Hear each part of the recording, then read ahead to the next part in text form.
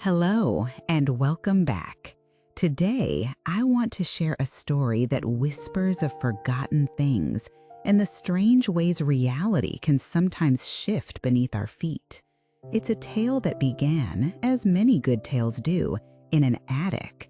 Not just any attic, mind you, but one filled with the ghosts of forgotten trinkets and the scent of aged wood and forgotten lavender sachets. Our story centers around a young girl named Alara. It was a gray, languid afternoon, the kind where the outside world seemed muted and the indoors invited exploration.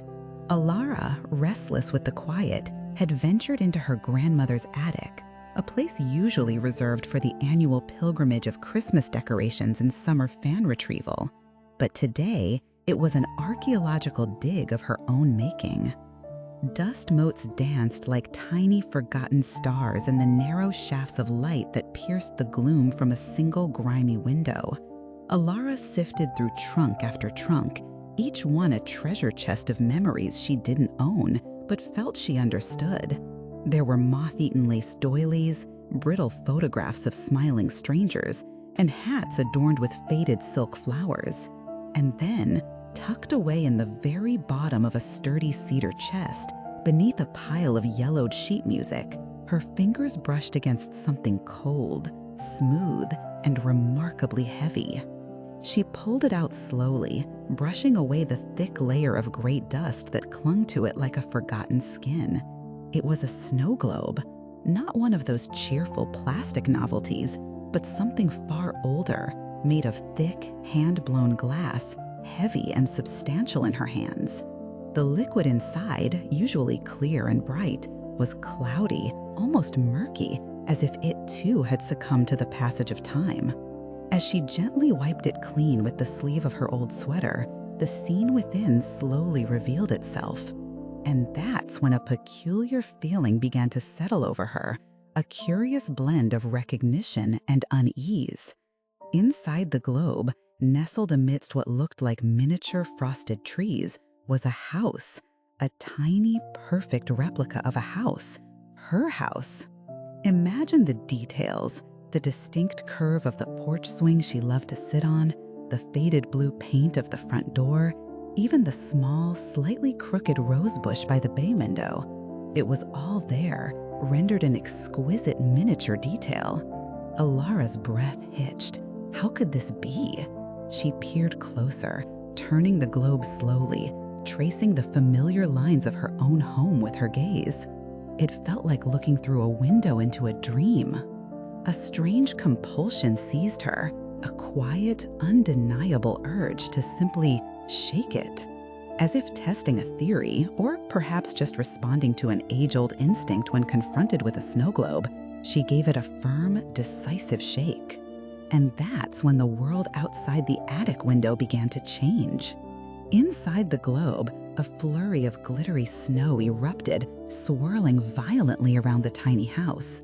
But simultaneously, outside, a single snowflake drifted past the attic window, then another, and then, without warning, the sky seemed to tear open. The gentle gray afternoon transformed into a raging tempest. Wind howled, rattling the old window panes, and huge, thick flakes of snow began to fall, not in a gentle descent, but in a furious, blinding blizzard. It was as if the tiny storm within the globe had spilled out, overwhelming the entire landscape. Alara stared, transfixed, first at the miniature world in her hands, then at the ferocious storm raging beyond the glass. The air in the attic grew colder, filled with the sharp, biting chill of the sudden blizzard. She watched the miniature house, now almost obscured by the swirling snow, and then a flicker caught her eye. Through the blizzard within the globe, she saw it, a shadow, a tiny, almost imperceptible movement behind one of the miniature windows of the house. It was faint, fleeting, but distinctly there. Someone, something, was inside that tiny, perfect replica of her home. A shiver, unrelated to the cold, traced a path down her spine. A sudden, inexplicable surge of panic tightened her chest. And in that precise moment, as if in response to her rising fear, the lights in the real house flickered once, twice, and then plunged into complete darkness. The sudden silence was deafening, broken only by the relentless roar of the wind and snow outside. Alara stood frozen, the heavy snow globe still clutched in her hands, the miniature storm within still raging, even in the darkness. Her heart hammered against her ribs, a frantic drumbeat in the sudden oppressive quiet. And then, just as abruptly as they had vanished, the lights flickered back on. Alara blinked, adjusting to the sudden return of the dim light. She looked down at the snow globe in her hands, a sigh of relief almost escaping her lips.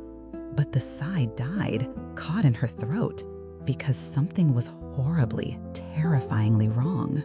The snow globe was still in her hands, yes, but her hands were no longer large and solid. They were tiny.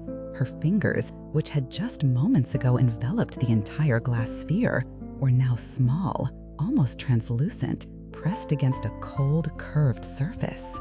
And the house was no longer a miniature replica. It was immense, towering, and she was inside it.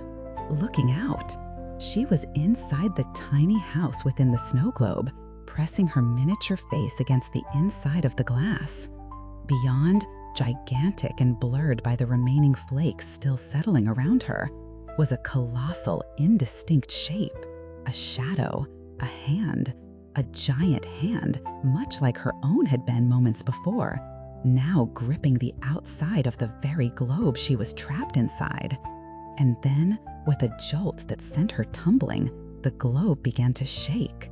Someone else was shaking it, and the blizzard outside had instantly stopped.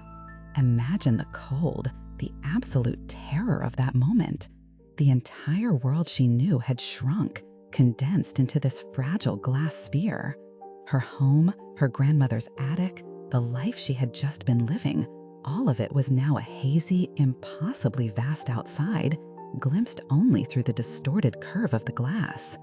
And she, a tiny, terrified occupant of her own miniature house, was at the mercy of a colossal, unseen presence.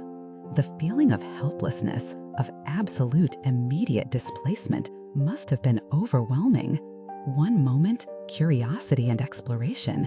The next, a cold, hard glass reality, with the terrifying knowledge that everything had been flipped on its head. It's a chilling thought, isn't it? How quickly the familiar can become the utterly alien.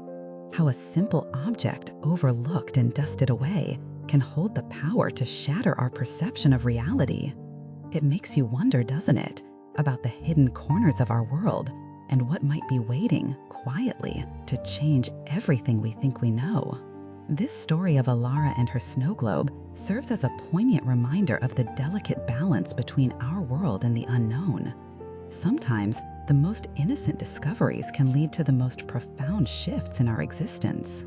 What do you think happened next to Alara? And what object, perhaps gathering dust in your own home, makes you wonder about the stories it might hold? Share your thoughts in the comments below.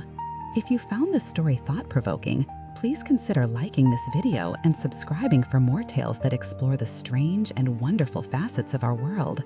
Until next time, stay curious and hold your reality close. Distant echoing wind chimes fading out.